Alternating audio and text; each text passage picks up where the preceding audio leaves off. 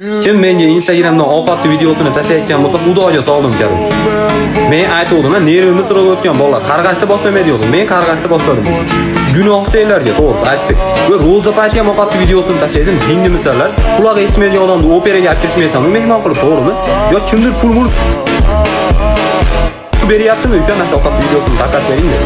Ha? Yo ashokatli videosini ko'rsam, iftor yaqinlashib qolaman 5 minut. Yo'q. Instagramdan zevishga ko'chaga chiqsam produkt olib qo'yapman, ishonishasan? 3 kundan beri produkt olyapman.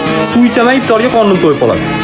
Avokado yo'qot ko'rib, avokado olib kirib olganman, qanaqa qilib yeyishni bilmayapman avokado. Bolalar to'g'ri. O'yin kuni yomg'ir yog'sin, hamma. To'g'ri. Hop, to'lan boradi ekan, sveti o'chib qolsin. O'yinni video yo'ygan kamera fleshkani yo'qotib qo'ysin.